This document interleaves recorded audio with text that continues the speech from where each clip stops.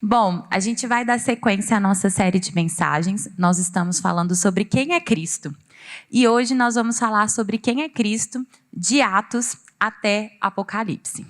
Então essa tarefa foi me dada, espero que o Senhor me use e a gente possa conhecer mais sobre o nosso Cristo e sairmos daqui cheias, dele. Bom, todo mundo recebeu a folhinha? Essa folhinha hoje vai ser muito importante, porque tem alguns textos que eu vou querer que vocês acompanhem comigo, que está aqui, tá bom? Bom, vamos fazer uma linha do tempo sobre quem foi Cristo até agora. Então, no Antigo Testamento, o Messias está vindo. Nos Evangelhos, o Messias está aqui.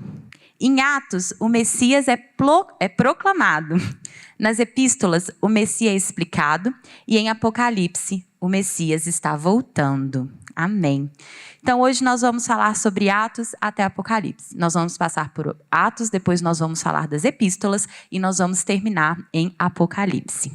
Bom, o livro de Atos é um livro muito, muito legal. É um livro que eu particularmente gosto muito.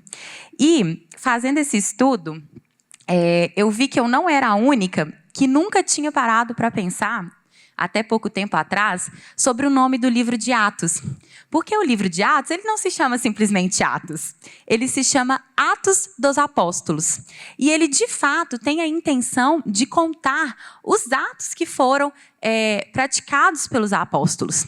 E ele é contado, através de testemunhas, muitas vezes oculares, de testemunhas que realmente estavam ali e vivenciaram aquele momento. Ou de testemunhas que ouviram e tinham uma verdade muito fiel sobre os fatos que foram narrados ali no livro de Atos. Se você não sabe, Atos foi escrito por Lucas, o mesmo que escreveu o Evangelho de Lucas. Então, assim, são preciosidades que nós temos no livro de Atos. E o primeiro ponto hoje, nós vamos entender quem é Cristo em Atos. Mas, antes da gente começar a falar sobre quem é Cristo em Atos, é muito importante que a gente entenda o que esses apóstolos estão pregando, sobre o que eles acreditavam, em que eles acreditavam. E é por isso que eu trouxe para vocês o Credo Apostólico, que resume o que os apóstolos acreditavam. E você pode acompanhar comigo, porque eu coloquei ele aí na nossa folhinha.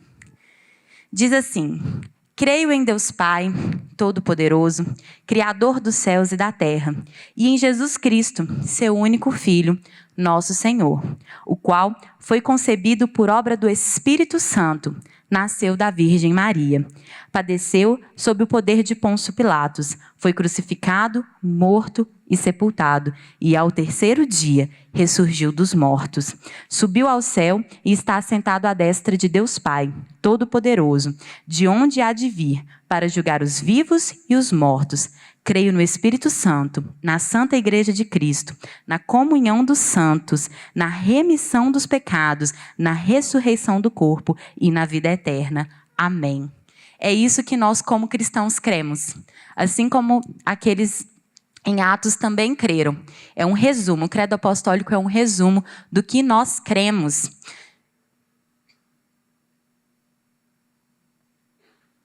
Algo muito importante para nós. Então, se um dia alguém te perguntar assim, mas espera aí, eu não estou entendendo, o que você crê? Manda o Credo Apostólico, que está aí um resumão do que a gente acredita. Bom, vamos lá. Eu já contei para vocês, que Atos, na verdade, se chama Atos dos Apóstolos, e que são testemunhas oculares que presenciaram aquele momento. Como começa o livro de Atos? Numa situação muito crítica para aquelas pessoas que estão envolvidas naquele contexto. Ali, Jesus tinha acabado de ser crucificado. Ele morreu. E aqueles que eram seus amigos, seus seguidores, estavam num momento muito tenso, porque eles pensaram que tudo que eles construíram naquela jornada, que tudo que tinha acontecido até ali, foi em vão, porque Jesus morreu numa cruz romana. Só que acontece que após 3 dias, Jesus ressuscita. E ele aparece já em seu corpo glorificado ali para os discípulos e para os seus amigos, aqueles que o acompanhavam. E naquele momento, o coração deles se enche de alegria. Fala, uau, Jesus voltou. Só que esse momento é apenas um momento onde ele vai dar uma direção e logo após essa direção, ele vai ascender aos céus. Então, o Jesus que eles conheciam, o Jesus de Nazaré, dá lugar ao Cristo ressurreto, que vai ascender aos céus. E isso é maravilhoso, porque Cristo não deixa de ser Jesus, mas ele cumpre a promessa, que é a sua ressurreição. E isso é o que dá todo sentido para tudo que ele veio fazer. Ele veio para morrer por nós e para ressuscitar. E aí se dá o cumprimento da promessa de Deus para as nossas vidas. Então, ele aparece ali para os seus discípulos, para os seus amigos e seguidores, e ele dá um comando. E é esse comando que vai direcionar todo o livro de Atos. Ele dá a grande comissão, onde ele fala: olha, eu vou ascender aos céus, mas vocês vão por todo mundo e preguem o evangelho a toda criatura. Façam o meu nome conhecido. E os discípulos entendem isso e eles vão viver isso durante o livro de Atos. Então, quem é Cristo em Atos? Cristo em Atos é o Cristo ressurreto. É o Cristo que ascende aos céus. E o mais importante, um cumprimento precioso da palavra de Deus. Cristo em Atos é o Cristo que cumpre ali a sua jornada e que dá lugar ao Espírito Santo de Deus. Porque ele diz que se eu não for ao Pai, para que eu vá ao Pai, para que ele envie para vocês o Consolador. Se Cristo não ressuscitasse, se Cristo não voltasse ao céu, sentasse à destra do Pai, fosse coroado ali nos céus, não seria possível que o Espírito Santo viesse. E o Espírito Santo é aquele que convence do pecado, da justiça e do juízo. E era necessário que o Espírito Santo viesse para que os discípulos pudessem cumprir a grande comissão. Para que nós possamos ir ao mundo e pregar o evangelho, é necessário que as pessoas sejam convencidas. E elas não são convencidas nem por mim, nem por você, mas é obra do Espírito Santo na vida delas. Amém? E eu quero ler com vocês algo muito, muito legal, que é Atos 2, se você puder abrir a sua Bíblia. Porque é muito importante o momento em que o Espírito Santo vem pela primeira vez, que o Cristo dá lugar à manifestação do Espírito Santo. E isso acontece lá em Atos 2. Se você puder abrir a sua Bíblia, a gente vai ler só até o versículo 4. Diz assim: chegando o dia de Pentecostes, Pentecostes era uma festa que sempre acontecia. Chegando o dia de Pentecostes, estavam todos reunidos num só lugar. De repente, veio do céu um som, como de um vento muito forte, e encheu toda a casa na qual estavam assentados. E viram que parecia línguas de fogo, que se separaram e pousaram sobre cada um deles. Todos ficaram cheios do Espírito Santo e começaram a falar noutras línguas, conforme o Espírito capacitava. Havia em Jerusalém judeus devotos, vindos de todas as nações do mundo. E naquele dia de Pentecoste, onde pessoas do mundo inteiro estavam reunidas, o Espírito Santo se manifestou pela primeira vez no meio do seu povo, graças à promessa do Cristo que ascendeu. Então, em Atos, Jesus passa a ser o Cristo que ascende, o Cristo que cumpre o seu chamado, que a partir disso envia o Espírito Santo de Deus para nos convencer do pecado, da justiça e do juízo. E esse é o Cristo de Atos. Amém? Bom, a gente vai chegar lá em Apocalipse, né? Então a gente vai passar pelas epístolas. Logo depois de Atos, a gente vai ver as epístolas. E aí, o que são as epístolas? As epístolas são as cartas que foram deixadas à igreja. Grande parte dessas epístolas, quem escreveu foi Paulo, apóstolo Paulo. Paulo foi o apóstolo que não conviveu com Cristo, mas que teve um encontro genuíno e verdadeiro com Cristo. E é um dos maiores apóstolos, né, do qual a gente tem maior conhecimento. E muito se dá por causa das cartas que ele escreve, das epístolas que ele escreve. Se eu não me engano, são 22 epístolas, das quais ele escreveu 13. Então, assim, é muita coisa. Paulo realmente ele foi um apóstolo que orientou a igreja. Bom, vamos pensar um pouquinho sobre o contexto daquela época? Eu quero trazer vocês para esse contexto porque é muito importante para a gente entender quem é o Cristo das epístolas, ou seja, o Cristo que é relatado nas cartas. É importante que a gente entenda como são essas cartas, como elas eram escritas, para quem elas eram direcionadas. E a gente tem um hábito que é de ler essas epístolas muito voltados para nós, como povo individual. Eu, como Raquel, pego lá e falo, nossa, glória a Deus, isso é para mim. Não é mentira, não. Realmente, a gente precisa tomar tudo aquilo que é escrito como uma verdade para a gente. Mas, para que a gente faça uma leitura melhor de toda a situação, a gente precisa entender lá no início, para quem foi direcionada. E as epístolas, elas eram direcionadas para o corpo de Cristo. Elas eram direcionadas para a igreja como um todo. Então, quando você for no seu devocional, ler alguma epístola, ler alguma carta, lembre-se disso. É um direcionamento para o todo, é um direcionamento para a igreja de Deus. Nós precisamos cumprir o que foi colocado nas epístolas como corpo de Cristo. Não sozinhos, mas sim juntas. Juntas, todas nós precisamos viver dentro do parâmetro que vai ser colocado nas epístolas. E aí, eu já puxo um outro gancho. Algo muito legal que é colocado nas epístolas é sobre como devemos viver. E é um conceito que, para mim, de verdade, é um dos conceitos mais bonitos da Bíblia. Para mim, tudo é lindo, né? Mas esse conceito é muito legal. É o conceito do já, mas ainda não. Não sei se vocês já ouviram falar sobre esse conceito. Peraí.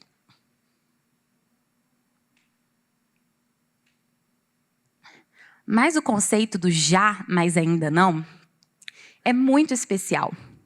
Porque ele foi colocado por Cristo para nós.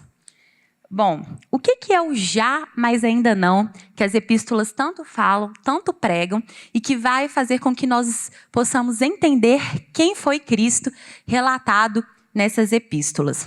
O já, mas ainda não, é uma ideia de que o reino de Deus já foi inaugurado aqui na terra, mas ainda não foi consumado.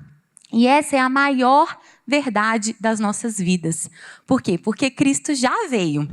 Nós cremos nisso. Essa é a nossa diferença para judeus que não se converteram, para outros povos. É que nós cremos que o Filho de Deus, o nosso Redentor, já veio por nós. Ele já morreu no nosso lugar e ele já ascendeu aos céus. Ele cumpriu todo o propósito dele aqui na terra. E nesse momento de cumprir o seu propósito, ele estabelece o seu reino. O que é esse estabelecer o reino? Ele mostra como devemos viver. O que ele acredita por ser pleno, por ser agradável a ele. Então ele estabelece o seu reino a partir do momento que ele vem, que ele morre e que ele ressurge aos céus. Ele estabelece o seu reino. Mas aí você me fala, beleza, já ainda não. Foi inaugurado, mas ainda não foi consumado. Como assim? Por que ainda não foi consumado? Porque ele voltará para nos buscar. Porque ele vai vir. Satanás já está condenado, certo? O Senhor já veio, ele já morreu, ele já nos livrou da morte, ele já nos tirou do cativeiro. Mas o mundo ainda jaz do maligno. Nós ainda vivemos sobre os principados, sobre as potestades. Elas ainda estão aqui ao nosso derredor. Mas vai chegar o dia que o nosso Cristo vai voltar dos céus para nos buscar. E Satanás será condenado para sempre. Amém? E esse é o conceito do já, mas ainda não. O reino foi inaugurado. E o reino ser inaugurado nos dá uma tarefa muito árdua e muito difícil. Mas que o Senhor disse que não tem fardo maior que a gente não possa suportar, né? Então, ele nos dá uma tarefa muito difícil, mas ele também nos aponta como solucionarmos isso, como vivermos dessa forma. Quando Jesus vem e quando ele estabelece o seu reino sobre a terra, ele está estabelecendo parâmetros pelos quais devemos viver. E nós vamos ver isso durante todas as epístolas. Quando nas epístolas são direcionamentos às igrejas, as pessoas que escreveram essas cartas, assim como Paulo, como Lucas e outros apóstolos, eles estão falando assim com o povo: olha, vocês que foram convencidos pelo poder do Espírito Santo, agora vocês não podem viver mais como vocês viviam antes, porque o reino de Cristo foi inaugurado e vocês entenderam isso. E esse reino exige uma forma de comportamento. Esse reino exige um comportamento diferenciado do que é pregado e do que vocês vivem hoje. É por isso que nós vamos ver durante todas as epístolas essa chamada de atenção.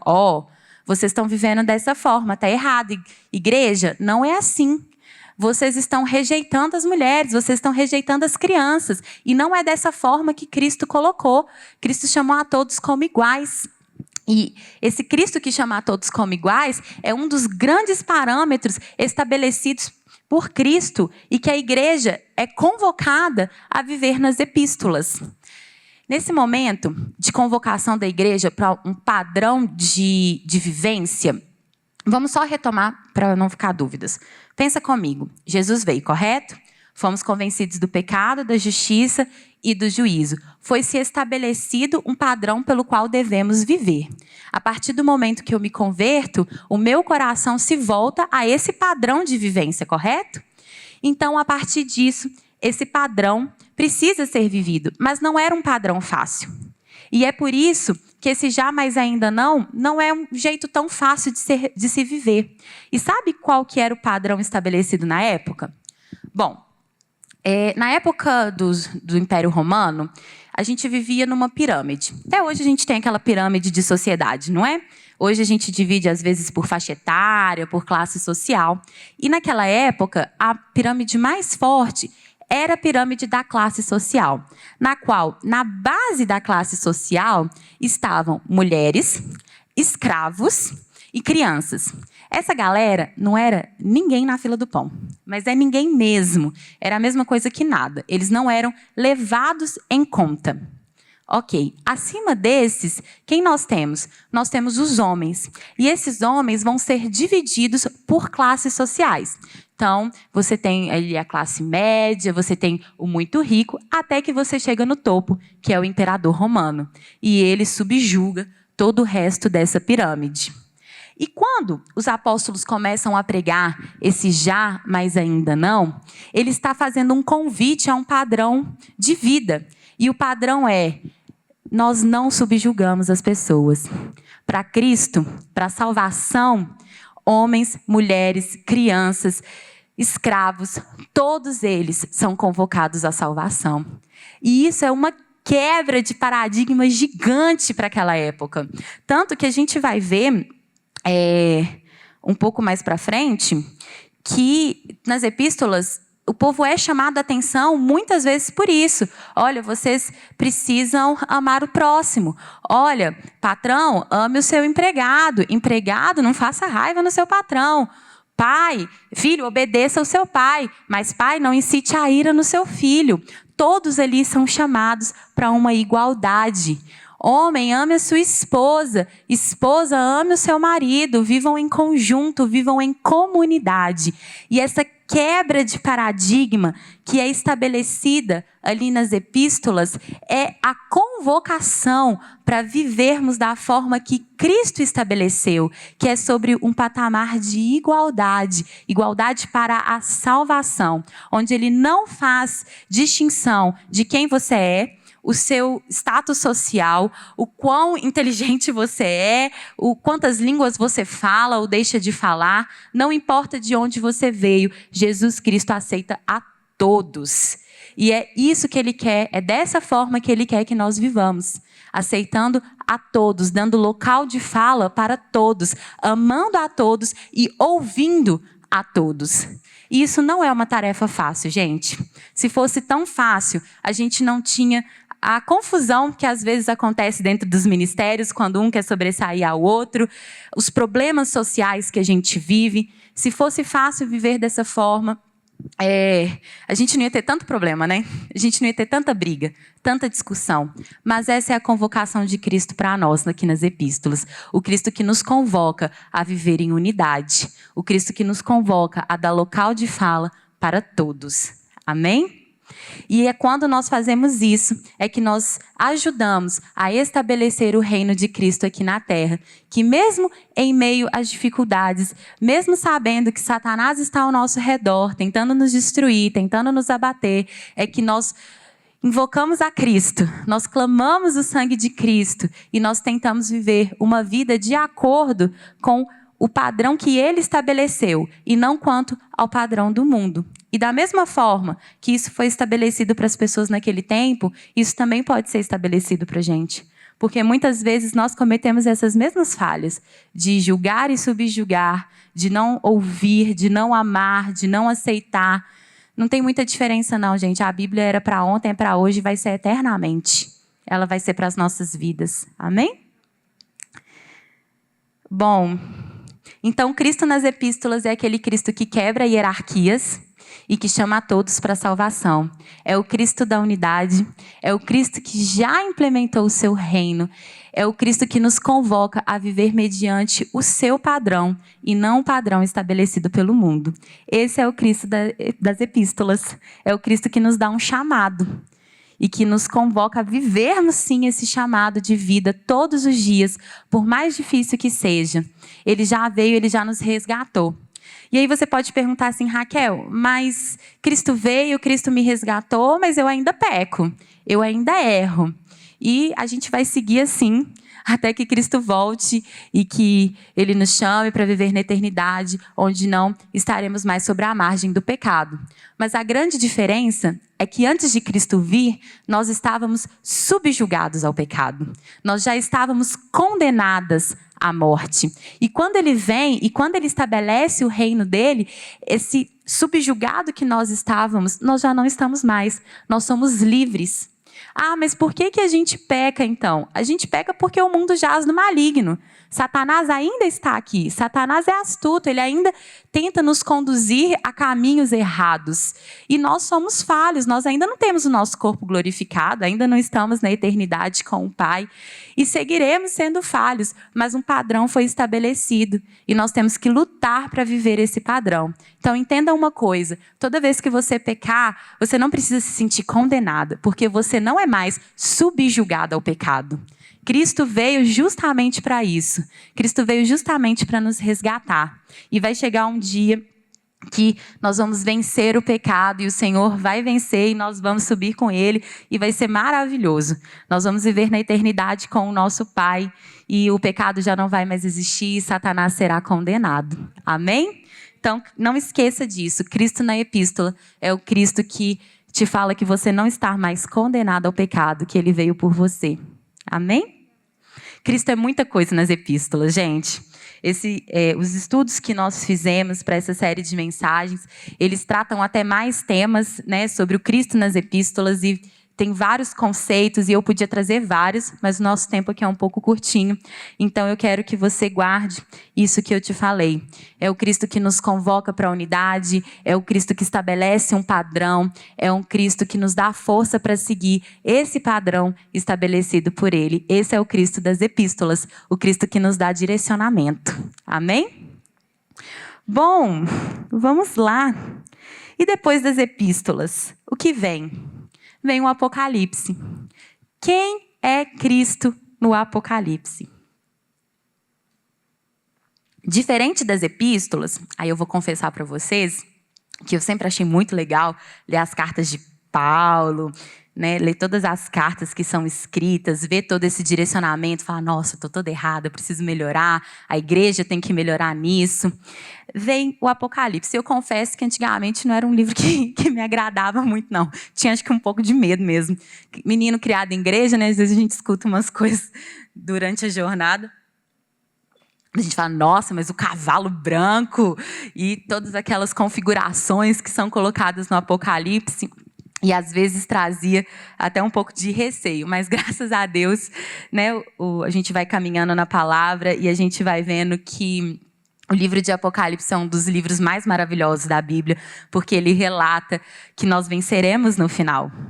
Nós já sabemos que nós venceremos no final, mas a certeza está aqui porque o próprio Cristo fala isso no Apocalipse. Fala assim, olha, Satanás está aí enganado, deixa ele aí. Mas daqui a pouco eu volto, vou levar a minha igreja e nós juntos venceremos o mal. E a palavra Apocalipse, ela também tem um significado. Não é Apocalipse por Apocalipse, tá bom. Não, tem um significado. Apocalipse significa revelação. E esse é o livro de Apocalipse. É onde o Senhor vai dar uma revelação sobre a volta dele, sobre os últimos dias. Tanto que você pode perceber, depois a gente pode fazer até um estudo mais voltado nisso, é muito legal, que Apocalipse não é o único livro apocalíptico da Bíblia. Nós temos outros livros que também são apocalípticos, mas a revelação vem aqui no livro de Apocalipse. Apocalipse 1:1 diz assim, deixa eu abrir aqui. Pode abrir aí também para a gente ler juntas.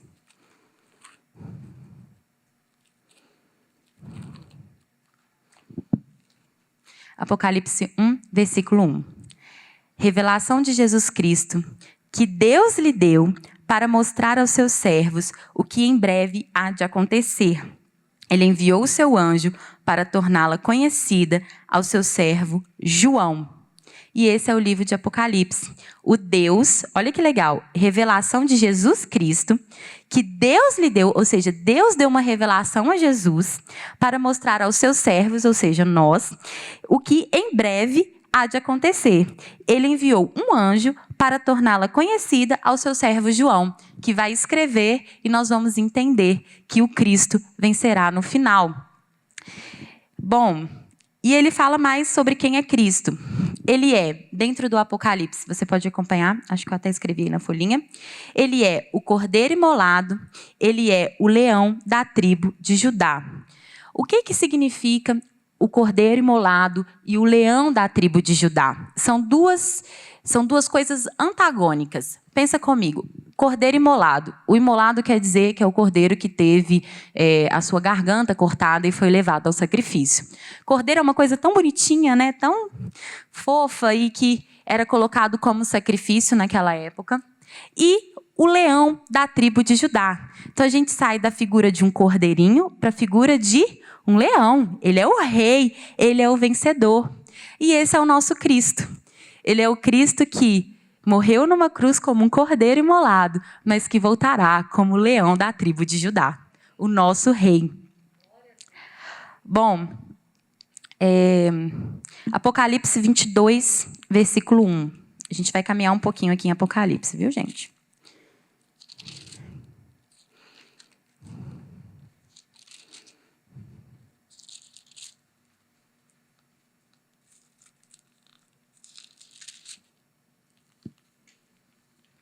Apocalipse 22, 1. Então, o anjo me mostrou o rio da água da vida, que, claro como cristal, fluía do trono de Deus e do Cordeiro. No meio da rua principal da cidade, de cada lado do rio, estava a árvore da vida, que frutifica 12 vezes por ano, uma por mês. As folhas da árvore servem para a cura das nações. Sabe uma certeza que nós temos que o nosso Cristo venceu? É essa daqui. É quando ele fala que o Cristo está ao lado do Pai e que dele flui a fonte de vida. Dele flui o rio que traz vida para nós. Mais uma certeza, escrita aqui no livro de Apocalipse, que o nosso Cristo vence. E que nós podemos viver todas as tribulações aqui da terra, com todas as dificuldades, independente do que possamos passar, nós cremos que no final de tudo, o nosso Cristo é dele que flui a fonte da vida. É ele que vai nos dar vida em todas as situações. Ele é vida para nós. E é nisso que nós temos que nos apegar. É nisso que o nosso coração tem que estar. Mais um pouco no livro de Apocalipse vai dar uma conotação do Cristo muito legal também. Ele fala assim que o Cristo voltará em cima de um cavalo branco. E vocês sabem por que ele faz essa conotação? Porque antigamente não, né? No tempo do Império Romano, que é a situação a qual foi escrita o livro de Apocalipse, o imperador, quando ele vencia uma guerra, Assim, pensa numa guerra muito difícil. Vencemos a guerra. Ele tinha o hábito de voltar para a sua nação em cima de um cavalo branco, reluzente, como o todo-poderoso que o imperador era. E da mesma forma, dentro do livro de Apocalipse, a gente vai ver essa conotação, que o nosso Cristo vai voltar em cima de um cavalo branco, com a maior das maiores glórias possíveis para buscar o seu povo. E para encerrar, eu quero ler com vocês uma frase de Spurgeon. O Spurgeon, ele é um autor maravilhoso, um dos maiores pregadores que nós já tivemos sobre a face da terra. E ele fala uma frase muito, muito legal e que eu gostaria de encerrar com ela, porque eu acredito que ela traduz toda a ótica sobre esse Cristo vencedor que nos é relatado no livro de Apocalipse.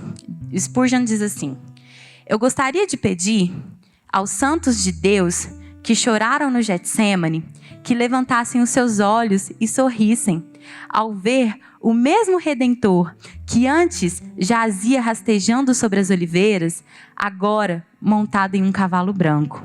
Seu Senhor, nesse momento, não é mais desprezado, mas toda a glória que o próprio céu pode conceder é derramada sobre ele. É impossível não se emocionar lendo isso, gente. Eu li umas 50 vezes e as 50 vezes eu fiquei emocionada. Porque o nosso Cristo, que um dia foi condenado, o nosso Cristo que um dia morreu na cruz do Calvário, o nosso Cristo que um dia sofreu, porque foi isso que aconteceu no Getsêmani. Ele chorou, ele sofreu, porque ele estava indo para uma cruz. Porque esse Cristo, ele era 100% Deus e ele era 100% homem. Então não se engane, ele sofreu e sofreu muito. Esse mesmo Cristo que foi humilhado, morreu da pior forma possível, ele voltará. E ele não voltará só num cavalo branco, mas ele voltará com toda a glória que o próprio céu pode conceder. É algo muito maior do que a gente possa imaginar. É algo muito melhor do que possamos imaginar. E o mais legal disso tudo é que ele volta para estabelecer o reino dele aqui na terra. Ele volta para chamar aqueles que são seus. Ele volta para nos chamar. E eu queria te convidar a orar comigo, porque eu acredito que não tem como nós lermos tudo isso, quem foi esse Cristo lá de Gênesis até Apocalipse, e não terminarmos de joelhos, agradecendo a esse Deus. Então, se você puder, eu quero te convidar a ficar de joelhos e nós vamos orar. Nós vamos agradecer a esse Deus, que nós conhecemos um pouco mais dele, dentro de toda a Bíblia, dentro de Gênesis até Apocalipse. Eu vou te convidar a ficar à vontade. Se você puder, se você não puder, não tem problema.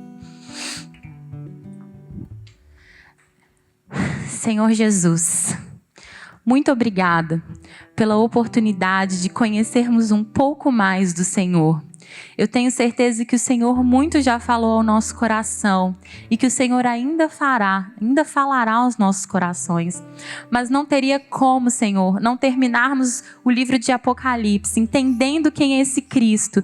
E Deus, e compreendendo que não há outra forma de honrarmos esse Cristo senão nos colocarmos de joelhos diante desse Deus todo-poderoso, o único Deus capaz de nos conceder a vida.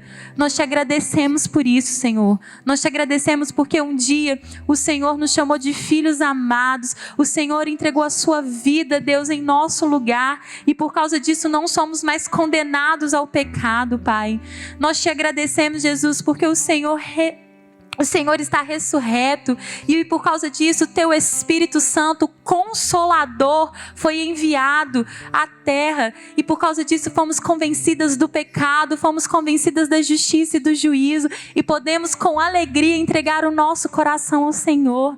Nós te agradecemos porque o reino do Senhor já foi inaugurado aqui na terra e isso é maravilhoso porque nós já podemos ter um vislumbre de quem o Senhor é e nós queremos, Deus, viver sim de acordo com os parâmetros estabelecidos pelo Senhor, os parâmetros estabelecidos pelo teu reino, no qual todos somos iguais, que o Senhor, ó Deus, não faz distinção de quem somos, de onde viemos, mas uma certeza nós temos para onde vamos. Nós iremos reinar com o Senhor na glória, onde estaremos glorificados e livres de todo mal, livres de todo pecado, de toda condenação. E nós te louvamos por isso, porque nós sabemos sabemos que Satanás está debaixo dos nossos pés, que Satanás já foi sim derrotado e o Senhor virá, assim como diz o livro de Apocalipse, sobre um cavalo branco, com toda a sua glória, com toda a sua majestade, para nos chamar de volta para casa, para nos chamar de volta para a tua presença, de onde não sairemos nunca mais. Nós te agradecemos por isso, Jesus. Obrigada pela oportunidade de podermos nos ajoelhar e dizer que só o Senhor é Deus sobre as nossas vidas, que não há outro que se compare à sua majestade, à sua grandiosidade, e te agradecer, Jesus, por ter morrido naquela cruz por mim e pelas minhas irmãs. Obrigada, Senhor, muito obrigada. Em nome de Jesus, amém. Glória a Deus. Você pode dar uma salva de palmas para o nosso Deus, porque Ele merece muito mais. Que Deus te abençoe. Eu espero que essa mensagem tenha entrado no seu coração. Tenho certeza que muito nós ainda vamos aprender. Nossa série de mensagens não acabou. Semana que vem tem mais sobre quem somos em Cristo, né? Nós aprendemos sobre o nosso Cristo e agora nós vamos aprender quem nós somos nesse Cristo tão maravilhoso. E fico até sem palavras, gente, sobre quem é esse nosso Deus, porque Ele é muito perfeito em tudo que Ele faz. Que Deus te abençoe e que essa palavra possa realmente ter entrado no seu coração. Amém?